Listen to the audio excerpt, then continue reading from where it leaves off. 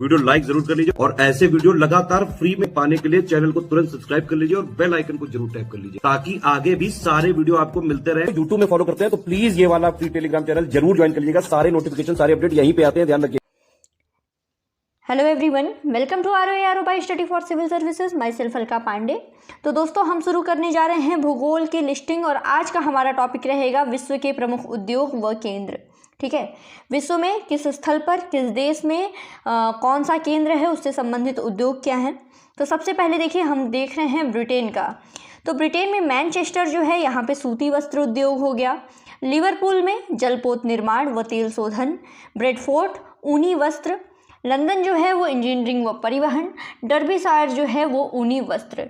याद रखिएगा, ब्रिटेन के लिए आपका मैनचेस्टर, लिवरपूल, ब्रेडफोर्ड, लंदन और डर्बीशायर। ठीक है, ये उद्योगों के केंद्र हैं, उनसे संबंधित उद्योग का आपने नाम देख लिया। एग्जाम में ऐसे ही पूछा जाता है, आपको केंद्र दे देगा, उद्योग का नाम दे देगा, आपको मिलान करना होगा। ठीक है, एक सवाल तो पक्के ही हैं। अगली लोकेशन है फ्रांस। फ्रांस की अगर बात करें तो सबसे पहले पेरिस में देखिए एयरक्राफ्ट और परिवहन। शोम्पेन और बोर्डो में शराब उद्योग। लियोन्स में रेशमी वस्त्र खाद्य प्रसंस्करण है। सार और लॉरेंस क्षेत्र में लौह इस्पात। तो ठीक है, फ्रांस में आपने क्या क्या देखा? पेरिस, शोम्पेन, बोर्डो, लियोन्स, सार व लॉरेंस क्षेत्र के बारे में। अगला आता है जर्मनी में देखिए डॉर्टमंड में भारी इंजीनियरिंग व रसायन का केंद्र है। उसी तरह फ्रैंकफर्ट में इंजीनियरिंग व परिवहन। ठीक है, आगे बढ़ते हैं रूस की अगर बात करें तो मॉस्को और गोर्की में लौह इस्पात है, रसायन है, धातुकर्मी उद्योग है। मैग्नेटोगोर्स्क में लौह इस्पात, तेल शोधन है। लेनिनग्राड यानी सेंट पीटर्सबर्ग में वस्त्र है, रसायन है, कागज है। मॉस्को इवानोवो में रूस का जो मैनचेस्टर बोला जाता है, यहाँ पे सूती वस्त्र उद्योग हैं। और व्लादिवोस्तोक में पोत निर्माण है। ये इंपॉर्टेंट भी है, व्लादिवोस्तोक जो है एग्जाम में पूछा भी गया था, पोत निर्माण का केंद्र है ये। तो रूस की लोकेशन हमने क्या देखी? मॉस्को व गोर्की, मैग्नेटोगोर्स्क, लेनिनग्राद, मॉस्को इवानोव जिसको रूस का मैनचेस्टर बोला जाता है, और व्लादिवोस्तोक। ठीक है, आगे आते हैं जापान में देखिए नागोया जिसको जापान का डेट्रॉयट बोला जाता है, ये एग्जाम में पूछा गया है। जापान का डेट्रॉयट कहा जाता है नागोया को। ये एयरक्राफ्ट, कार और मशीनरी का केंद्र है। ओसाका जो कि जापान का मैनचेस्टर है, इसको जलपोत, लौह इस्पात और वस्त्र का ये केंद्र है। देखिए, देख लिया ना अभी इसमें देखिए कई तरह के सवाल पूछे जाते हैं। स्टडी फॉर सिविल सर्विसेज की जो टीम है वो कंटेंट तैयार करने में बहुत मेहनत करती है। एक तो आपको केंद्र मिल गया, और भी एग्जाम में सवाल पूछा गया है कि जापान का मैनचेस्टर किसे बोलते हैं, तो देखिए ओसाका है। रूस का मैनचेस्टर किसको बोलते हैं, तो मॉस्को इवानोवो है। ठीक है, कोबे और क्योटो की अगर बात की जाए तो ये जलपोत, लौह इस्पात और वस्त्र का केंद्र है। नागासाकी लौह इस्पात, जलपोत और मशीन का केंद्र है। टोक्यो नागासाकी वही आपका जलपोत हो गया, इंजीनियरिंग और वस्त्र। यवाटा जो है ये जापान का पिट्सबर्ग कहलाता है, यह लौह इस्पात का केंद्र है जापान में। ठीक है, तो जापान की भी लोकेशन हमने देख ली, नागोया के बारे में, ओसाका, कोबे, क्योटो, नागासाकी, यवाटा, और साथ में जापान का मैनचेस्टर किसे कहते हैं? ओसाका को। जापान का डेट्रॉयट कौन कहलाता है? नागोया कहलाता है। जापान का पिट्सबर्ग कौन कहलाता है? यवाटा कहलाता है। ठीक है, अब आगे बढ़ते हैं, आगे देखते हैं चीन की अगर बात करें तो संघाई देखिए ये वस्त्र, मशीन, पोत निर्माण, रेल इंजन का केंद्र है। वुहान जो है वस्त्र, मशीन, जलपोत व लौह इस्पात का केंद्र है। अनसान जो कि चीन का पिट्सबर्ग कहलाता है, मुक्देन ये लौह इस्पात का केंद्र है। और बीजिंग जो है ये वस्त्र, मशीन और इस्पात मशीन का केंद्र है। ठीक है, आगे कुछ और देख लेते हैं देश, उनके प्रमुख उद्योग केंद्र और उद्योग।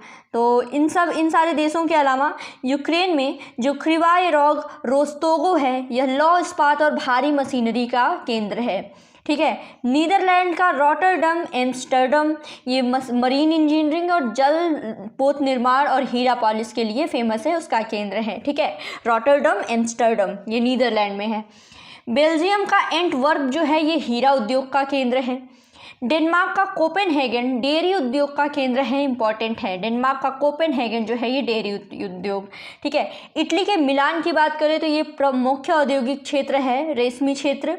तुरीन इटली का डेट्रॉयट कहलाता है, ये मोटर कार के लिए, ठीक है। तो एक और सवाल इसमें उठ के आता है कि इटली का डेट्रॉयट कौन कहलाता है, तो तुरीन, याद रखिएगा। स्वीडन की अगर बात करें तो स्टॉकहोम, जो कि स्वीडन का मुख्य औद्योगिक क्षेत्र है, यह जलपोत निर्माण का केंद्र है, ठीक है। ब्राज़ील का Sao Paulo, Rio de Janeiro, ये सारे जो है कॉफ़ी उद्योग, वस्त्र उद्योग, कॉफ़ी उद्योग, इन सब के केंद्र हैं, ठीक है। रियो डी जेनेरियो जो है वस्त्र और कॉफ़ी के लिए, और साओ पाउलो जो है सिर्फ कॉफ़ी के लिए, ठीक है। आगे है अर्जेंटीना, जिसका ब्यूनस आयर्स जो है ये मांस और डेयरी का केंद्र है। साथ में ला प्लाटा ये एयरक्राफ्ट, रसायन और लौह इस्पात का केंद्र है। चिली की अगर बात करें तो चिली का वालपेराइसो सेंटियागो जो है ये तेल शोधन हो गया, पेट्रोकेमिकल्स हो गया, शराब उद्योग हो गया। चिली के तेल शोधन, पेट्रोकेमिकल्स और शराब उद्योग का केंद्र है वालपेराइसो सेंटियागो।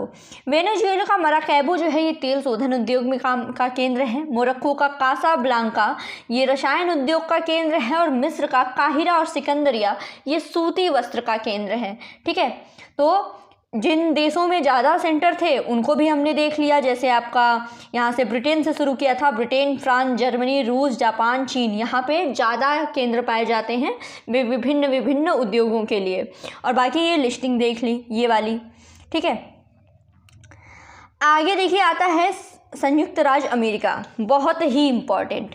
ये वाला पेज तो बिल्कुल स्क्रीनशॉट लेके अपने फ़ोन में रखे रहिएगा, रटते रहिएगा। संयुक्त राज्य अमेरिका में केंद्र देखेंगे, उनसे संबंधित उद्योग देखेंगे। तो पिट्सबर्ग जो है ये विश्व की इस्पात राजधानी के नाम से इसको जाना जाता है, पिट्सबर्ग को। और न्यू ऑर्लिन्स यह लौह इस्पात उद्योग का केंद्र है, ठीक है। पिट्सबर्ग जो है वो विश्व की इस्पात राजधानी के रूप में भी इसको जाना जाता है, लौह इस्पात यहाँ पे। डेट्रॉयट की अगर बात करें तो मोटर कार, एग्जाम में मिलाने के लिए बार बार आता है। शिकागो जो है वो मांस प्रसंस्करण है। लॉस एंजलिस, हॉलीवुड ये फिल्म और एयरक्राफ्ट, ठीक है। सैन फ्रांसिस्को की अगर बात करें तो इसको बोलते हैं सिलिकॉन वैली। सैन फ्रांसिस्को को यह तेल शोधन, जलपोत, कंप्यूटर व तकनीकी उद्योग के लिए। फिर सिएटल अगर बात करें, सिएटल ये उत्तरी अमेरिका का सबसे प्रमुख औद्योगिक क्षेत्र और महान झील प्रदेश है, ठीक है। उत्तरी अमेरिका का सबसे प्रमुख औद्योगिक क्षेत्र और महान झील प्रदेश है सिएटल, ठीक है। इसमें उद्योग क्या हैं आपके, लंबरिंग, एल्यूमिनियम प्रगलन है, सील एंड इंजीनियरिंग है। हवाना की अगर बात करें तो प्रमुख उद्योग है इसका सिगार। और एक्रोन ओहियो की बात करें तो कृत्रिम रबर, ठीक है। तो ये हो गई यूएसए संयुक्त राज्य अमेरिका की कुछ लोकेशन, जिसमें पिट्सबर्ग देख लिया, Detroit, Chicago, Los Angeles, San Francisco, Havana और ओहियो। देखिए मैं बार बार बोलती हूँ, PYQ उठा के देखेंगे ना आपको बार बार ये मिल जाएगा। डेट्रॉयट तो हमेशा दिखता है, मिलान करने को रहेगा उसमें डेट्रॉयट रहेगा, वो मोटर कार हो गया, ठीक है। उसी तरह जानते रहिए पिट्सबर्ग क्या है, लौह इस्पात हो गया। हवाना क्या है, सिगार है। लॉस एंजलिस क्या है, वहाँ पे हॉलीवुड है तो फिल्म है, एयरक्राफ्ट है, ठीक है। आगे देखते हैं, यूएसए के बाद आता है आपका कनाडा। तो कनाडा की कुछ लोकेशंस देखिए केंद्र। मॉन्ट्रियल जो है ये जलपोत और एयरक्राफ्ट का केंद्र है। क्यूबेक की अगर बात करें तो मरीन इंजीनियरिंग हो गया, जलपोत निर्माण हो गया। ओटावा जो है ये कागज उद्योग, ये भी एग्जाम में पूछा गया था। ओटावा जो है वो कनाडा में है, ठीक है। ओटावा कनाडा में है और ये कागज उद्योग का केंद्र है। हैमिल्टन की वहीं बात करें तो हैमिल्टन जो है लौह इस्पात और इंजीनियरिंग का केंद्र है और हैमिल्टन को कनाडा का बर्मिंघम बोला जाता है, बर्मिंघम। टोरंटो की वहीं बात करें तो टोरंटो जो है वो इंजीनियरिंग और ऑटोमोबाइल का केंद्र है, ठीक है। तो कनाडा की भी लोकेशन आपको पता चल गई। मॉन्ट्रियल के बारे में देख लिया, क्यूबेक हो गया, ओटावा हो गया, हैमिल्टन और टोरंटो, ठीक है। ओटावा बार बार एग्जाम में पूछा गया है, कागज उद्योग। मॉन्ट्रियल प्रोटोकॉल ये सब इन्वायरमेंट में वगैरह में पढ़ा होगा। मॉन्ट्रियल जो लोकेशन है वो जलपोत और एयरक्राफ्ट के केंद्र है, ठीक है। अब चलिए कुछ और चीज़ें देख लेते हैं इसमें, इसकी और लिस्टिंग में। तो पर्वतों और नदियाँ और महत्वपूर्ण पत्तन, एक और चीज़ देख लेते हैं, एक दो चीज़ें और वर्ल्ड ज्योग्राफी की लिस्टिंग में। और ये जो देखिए लिस्टिंग बनाई जा रही है ना, इसको स्टडी फॉर सिविल सर्विसेज की टीम बहुत ही मेहनत से बनाती है। इसमें इससे बाहर एग्ज़ाम में आना है नहीं, तो इसको बिल्कुल एकदम लिस्टिंग वाला, और जो भी टॉपिक, जो भी वीडियोस पढ़ाए जाते हैं उसको या तो नोट्स बनाते रहिए या बार बार सुनते रहिए, बिल्कुल रट जाइए, ठीक है। तो अब देखेंगे नदियाँ और महत्वपूर्ण पत्तन, ठीक है। दूसरी चीज़ इसमें तो नदी देखेंगे, उसका पत्तन देखेंगे, इसको आपको रटना है। राइन नदी का पत्तन कहाँ? रॉटरडम। एल्ब, हैम्बर्ग और ब्रंसविक। सीन नदी, मॉर्सेलीज। लॉयर नदी, सेंट नज़ारे और नॉन्टे। अमेजन नदी, मनाओस और इक्कीटॉस। सिक्यांग, कैटन, हांगकांग। अब आता है वेजर नदी जर्मनी, ये ब्रीमेन और हनोवर। ओडर नदी, स्टेटिन और फ्रैंकफर्ट। गेरून नदी, बोर्डो। मिसिसिपी का क्या है? New Orleans. पराना नदी, सांटाफे। मर्ले डर्लिंग, बोकी। ठीक है, तो ये आपको देखिए बार बार ये मैंने बता दिया, मटेरियल कंटेंट आपको प्रोवाइड कर दिया गया, बार बार पढ़ के बिल्कुल रट जाना है। नदियाँ और उनके पत्तन, ठीक है, मिलाने को ही ज़्यादातर पूछा जाता है। अगला टॉपिक इसमें तीसरा रहेगा इस लिस्टिंग का कि पर्वतीय क्षेत्रों में निवास करने वाली जनजातियों का नाम बताया जाएगा और क्षेत्र। ठीक है, तो देखिए सबसे पहले कोल, संथाल, हो, भील, ये भारत के छोटा नागपुर क्षेत्र में पाई जाने वाली जनजातियां हैं। ठीक है, वेद्दा जो है श्रीलंका में पाए जाते हैं। सेमांग मलेशिया में। हाईलैंडर स्कॉटलैंड में। कोटिनीबोई चेकोस्लोवाक में। क्रैकर जो है वो जॉर्जिया में। टोडा दक्षिण भारत, ये नीलगिरी पहाड़ियाँ, ठीक है, दक्षिण भारत की जो नीलगिरी पहाड़ियाँ हैं वहाँ पे टोडा जनजाति पाई जाती है। ठीक है, एटॉज जो है ये फिलीपींस में। वेल्स एंड कॉर्नवॉल में। गॉल जनजाति फ्रांस में पाई जाती है।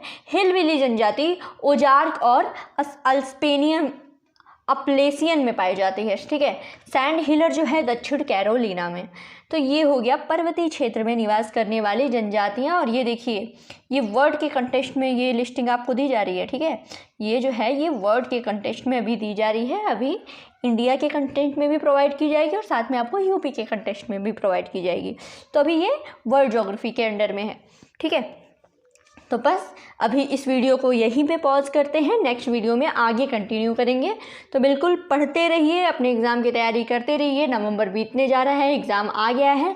बस ऐसा करिए कि 2024 जो है वो आप लोग के लिए फ्रूटफुल रहे। आप जो भी एग्ज़ाम टारगेट कर रहे हैं उसमें सफलता पाइए और ऐसे ही हमें सपोर्ट करते रहिए। Thank you so much.